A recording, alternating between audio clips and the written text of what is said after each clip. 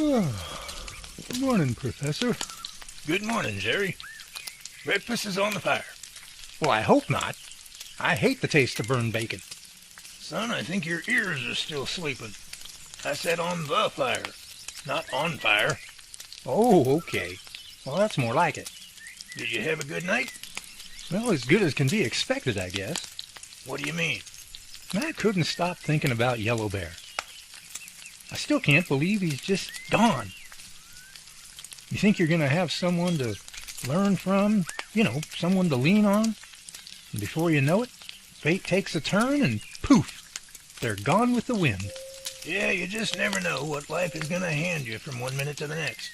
Like they say, the only thing that's constantly the same in life is change. Nothing's ever promised to us in this life. But instead of spending our time worrying about what we might lose, we should be thankful for what we do have and for the time we have it, however long or short that time might be. I've lost a lot of good friends over the years, but that never stopped me from getting everything I could out of every moment with every person I knew. Some people spend their whole lives keeping everyone at arm's length because they're so scared they might lose them. They live their life with this wall around them that nobody can get through. Their thinking is, if I keep everyone at a distance, then if they leave or die, I won't be miserable. But because they're spending all their time holding everyone at bay, not allowing anyone to get too close, with no friends, no one to turn to, no one to lean on, they end up being just as miserable and worse. For it is better to have loved and lost than to have never loved at all. Thank you, Professor.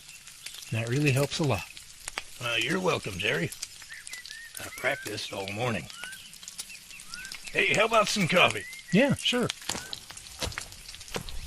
Nothing like a fresh cup of joe on a clear, cool morning in the great outdoors. This ought to hit the spot. There you go. Thank you. So tell me, with Yellow Bear gone and the lab shut down, what's next for us?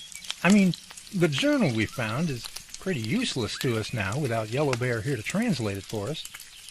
And without the lab equipment, the entire research program is kind of coming to a screeching halt, don't you think?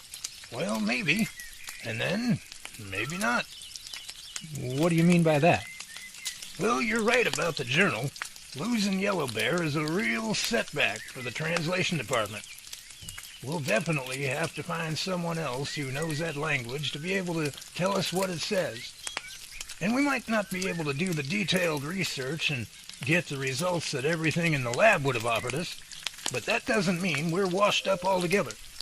It just means we have to do our research old school style. I still have all the equipment in the truck to take care of any immediate needs we might have at the time. If we come across anything, I can still get video as well as still shots, measurements, create casts of footprints, and so on. We can even create sound recordings of anything we might happen to hear. I know it's limited. It's certainly a step back in the technology department. A step, huh? You think? More like a flying leap. Clear back to the 1960s. Jerry, people were doing research on Bigfoot long before computers came along.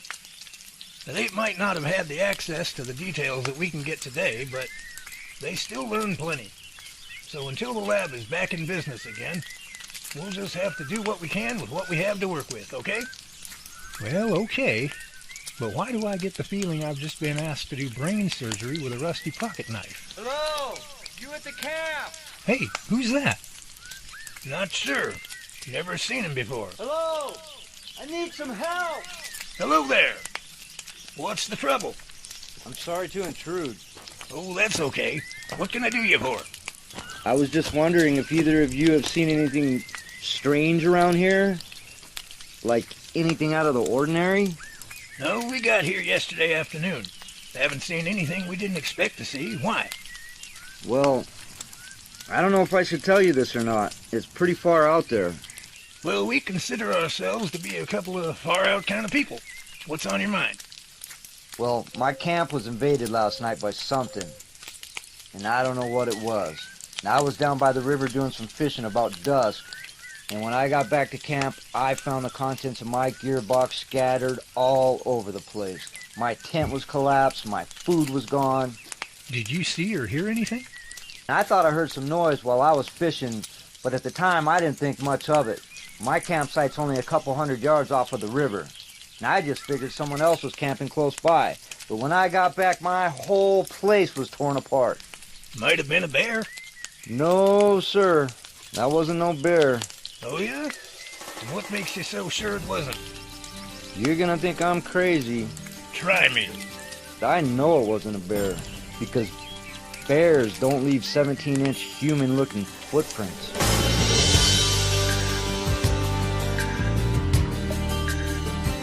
Sasquatch is on the move again, and he's making his presence known.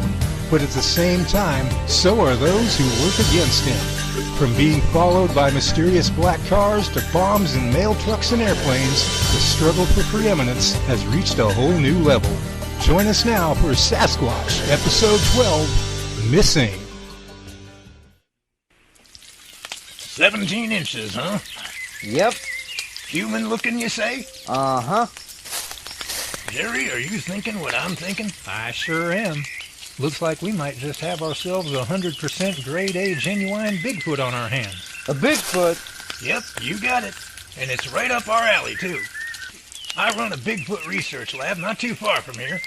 I'm Professor Jonathan Dolphin, and this here's Jerry Hansen, one of our team leaders. Nice to meet you. Oh, I've heard of your place, but I never thought I'd have any reason to meet you. Ain't this something? Talk about being at the right place at the right time. Yeah, things have a way of working out like that sometimes. Well, it's a pleasure to meet both of you. Say, after we all have some breakfast, how about we all take a walk up to your campsite and have a look-see? I've got my camera and some casting material for footprints. We'll make it an official-like investigation. How about it? I'm for doing that. Sounds good. I'll go. And speaking of making it official, if we're going to be spending time with you, we're going to need to know something from you that is very, very important. In fact, it's so important that we don't dare speak another word or make another move without it. Well, this information is extremely crucial, and if we are to do anything together from here on out, we're going to need to know. Well, what is it? Your name. Yeah, that would help. I'm Rick Kane. Well, Rick Kane, it's good to make your acquaintance. I've never met anybody before with two first names. No, it's just Rick. It is? Oh, well, that's a lot easier. I was a little concerned there. Rick is just a little weird, not to mention somewhat embarrassing. I thought for sure I was going to have to spend the whole time calling you Double R just for convenience purposes. Okay, it's settled then. We'll fill up on pancakes and bacon, and then we'll head out. This bacon's about done. Jerry, how are those pancakes looking? Plump and fluffy and ready for love. I'm not looking to snuggle with them. I just want to introduce them to my stomach and let them get to know each other on a first-name basis. Rick, how about a cup of coffee? Sure, I'll take a cup. I'll take some of that bacon, too. I love bacon.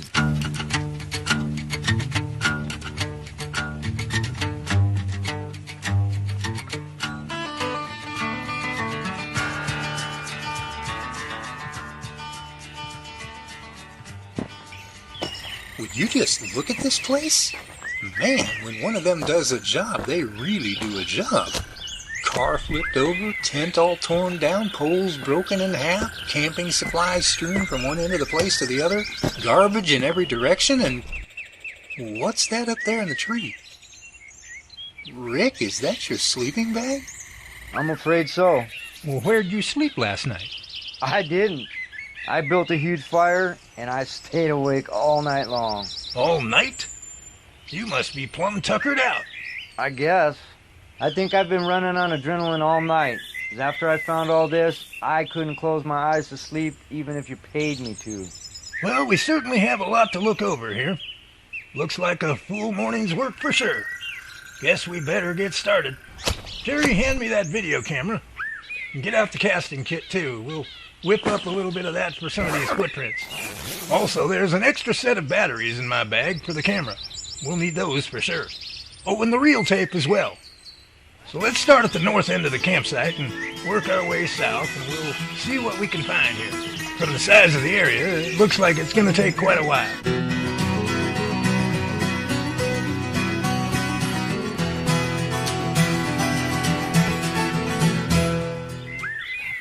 Well, that about does it, I guess.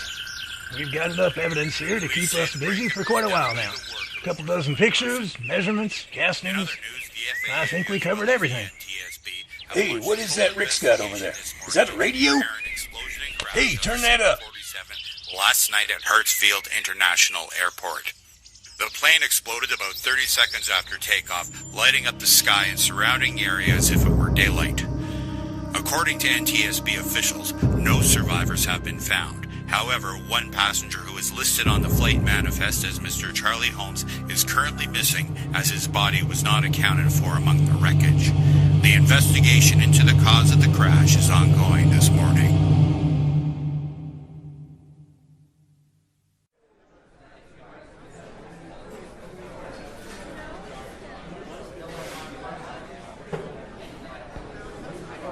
Oh, Denise, I'm so glad we could get together for breakfast this morning. I just had to get out of that house. I couldn't stand it anymore, just knowing what was written on the back porch wall. It really gave me the creeps. Well, what did the police say about it?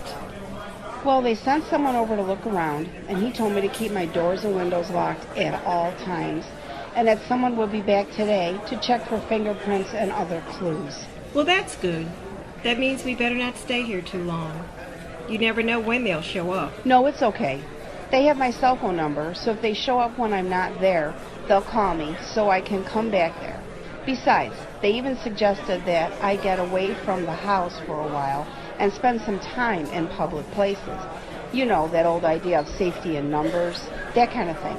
In fact, they even said I should try to find someone else to stay with for a while, mainly at night. Really?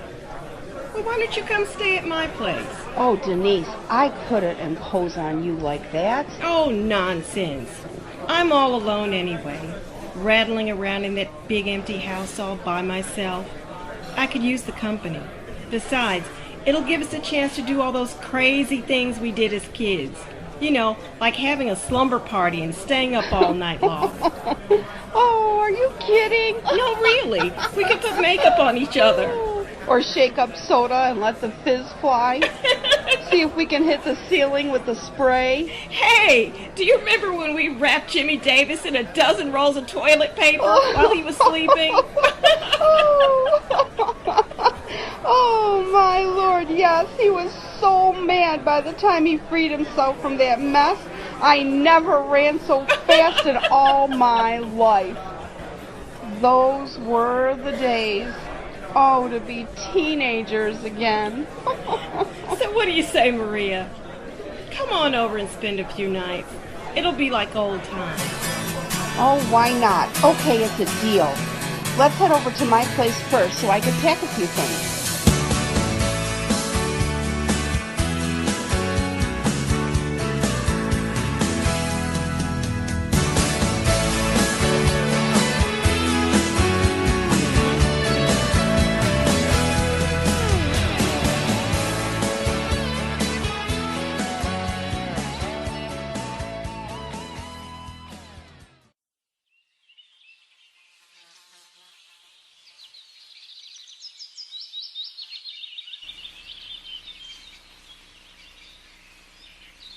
I can't believe it.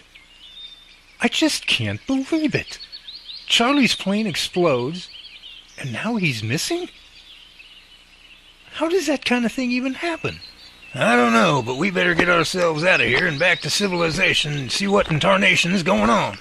Hey, who's this Charlie you're talking about? He works with us at the lab I have. I sent him on a special assignment, but from the sound of things, that assignment is just a little, delayed. Well, what do we do now? Well, the first thing is the three of us got to get Rick's car flipped over again so he can get out of here. Then you and I need to skedaddle back to our camp and get all our stuff packed up and get our tails home. Maybe then we can figure out what's going on. Excuse me, Professor, but did you say that the three of us should flip Rick's car over? Yeah? Why? You afraid of getting a hernia? No, I wasn't thinking about me, but Are you sure you can handle that kind of weight? I mean, you're a little up in years for flipping cars.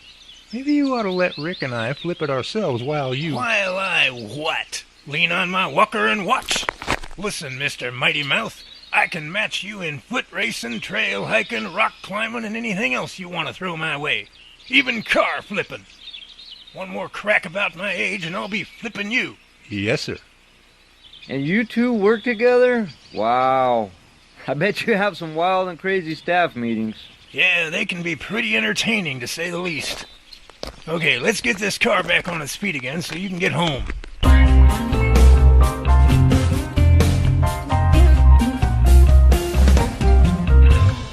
Well, Rick, that's everything. You're all packed and ready to go. Other than just a few dings and scratches, I think your car survived pretty good. Yeah, at least it runs. How it looks doesn't matter to me. As long as it gets me where I need to go and back home again, fine by me. I just wish I knew when I'd see you guys again. All this Bigfoot investigation stuff has me really interested in it. Kind of makes me want to sit and pick your brain a little. Why, Rick, that's a Jim Dandy idea. Tell you what, after I get home and make heads or tails of this thing going on with Charlie, I'll have you over for dinner, and you can do all the brain picking you want. Just give me a couple of days and then give me a call. Here's my card. If I don't answer, just leave a message and I'll catch you within a couple of hours. Oh, thanks, Professor. That's really cool. I'll be looking forward to it. Awesome, I can't wait. Okay, we'll see you later. See you later, Jerry. See you later, Rick. You too, Professor.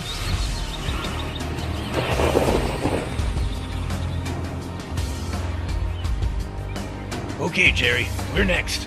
Let's get back to camp, pack it up, and head out.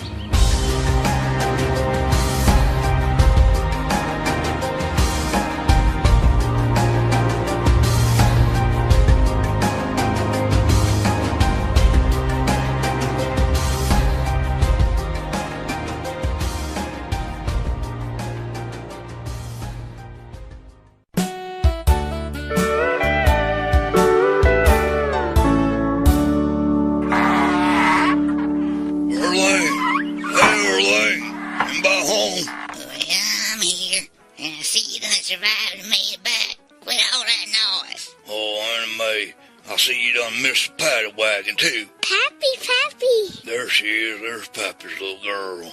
Well, what in the world? Chester, are you all right? You look like you done been through a pigsty. Oh, and you smell like it, too. Yeah, I'm surprised your mama ain't said nothing, but I forgot she done lost all her senses a long time ago. I heard that. I ain't lost all of them. I ain't married to you, Emma. Out there wasting all your time chasing them there boogers. There's plenty of stuff to do around here. Yeah, well, I was trying to find the rest of your kin folks, so maybe you can move in with them instead of us. You know, I'd like to throw some hot grease on you, Chester Joe. Yeah, well, I'd like to. All right, now, Mama. Chester, that's enough from you, too. Come on, Chester, get your butt in the kitchen and tell me what happened. Yeah, get your ass on in the kitchen. Don't you got anything better to do?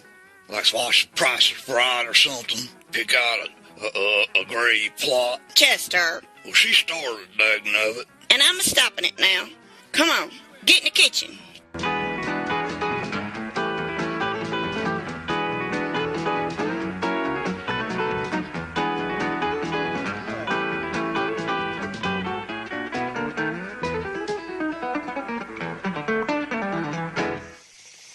Well, that was some story. I guess that explains why all the camping stuff's all tore up. I'm glad you didn't get yourself all hurt, though. But dang, Chester Joe, we had that tent since we got hitched, and we used to take Jolene camping in it all the time. I was wanting to take Ellie Mae when she got bigger and tell her about her mama. Now it's all gone. I know, Erling, but now I ain't known all that was gonna happen. Chester Joe, it's just that it meant a lot to me, that's all. Well, it's gone too now, and there just ain't nothing I could do about it.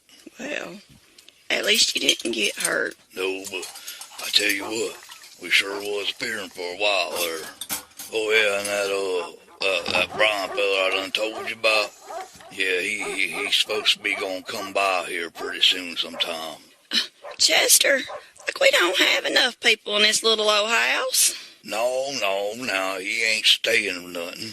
Hell, we probably be out there for the most part. All right, then. Now goes and clean up that mess, and for God's sake, take a shower, Chester. You got the whole house to smelling.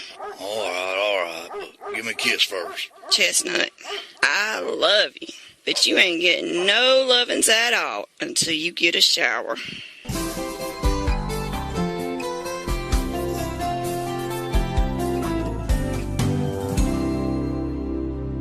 Oh, well, I guess I might as well face the music. Shut up, Hooch. It's just me, dang it. Well. Look what the cat done dragged in.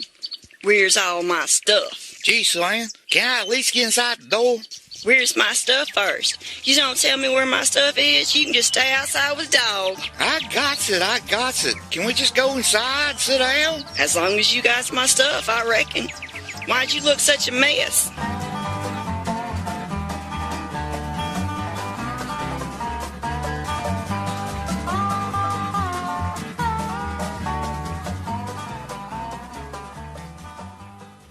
You messed up my pots and pans. The pots Mom and Daddy gave me when I married you. Well, I didn't do it. You took 'em out there, you and your chest hair. That thing was after us, Sue Ann. We took off and we left everything. We was worried about saving our skins. You should have got my pots first. Well, thanks, Sue Ann. What the heck's wrong with you? You have some kind of big old insurance policy on me or something? Want me to die? Jesse, if I had an insurance policy on you, you wouldn't be standing here. Oh, Sue Ann, now you ain't got to be that way. I should have listened to my mama about you. Where's Arlene's stuff?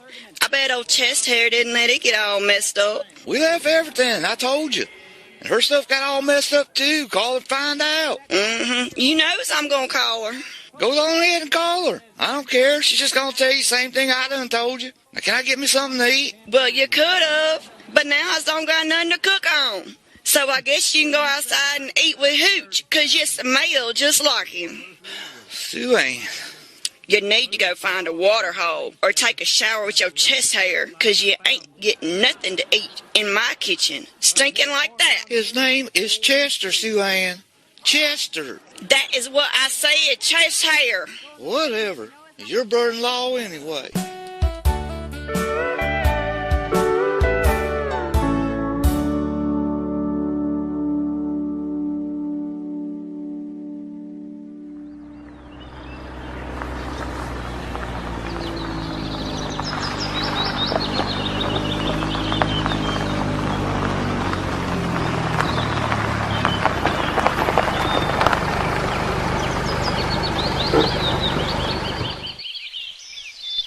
Oh, Denise, your place looks just lovely.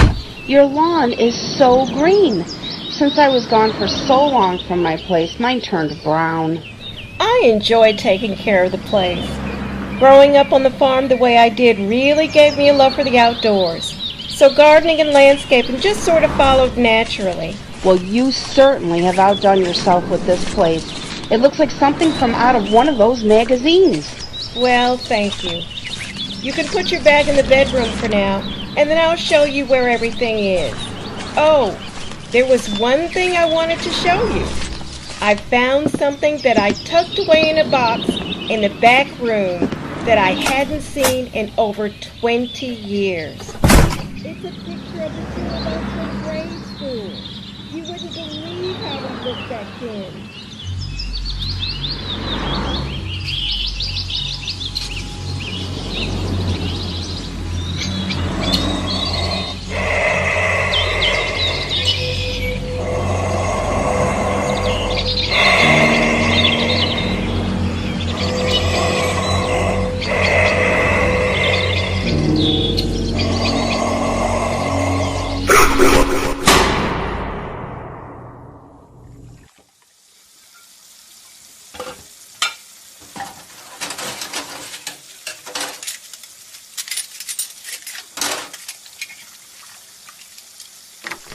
Dad, where's Mom? She's been gone almost 2 days now. Son, The law enforcement is doing all they can right now. But how can she just disappear? I mean, she was on the air 1 minute and gone the next. How could nobody see her? Look, I don't know, but one way or another, they will find her. Well, they're not finding her fast enough for me. Hello. Yeah, yes, this is Michael Sims. Yes, I am. Mr. Sims, this is Sheriff McCluskey. Yes, Sheriff? Hey, that's the sheriff? Have they found Mom? Do they know what happened to her? What's he saying? Shh. Mr. Sims, we currently have possession of what we believe to be your wife's camera as well as her recorder. It was found by a local camper and turned in to us earlier today. Where did they find them? In the woods at the north end of town. But we need a positive ID from you on both items before we can be sure. So we need you to come down here to the station as soon as you can to confirm that they are hers. Yes, I can do that. Thank you, Mr. Sims. We appreciate that. But there's something else I need to tell you. We have some other evidence that, well... Go on. Now, Mr. Sims, we have not confirmed this in any shape or form yet. And there's still a lot of questions that remain unanswered. But we have sufficient reason to believe that your wife was kidnapped.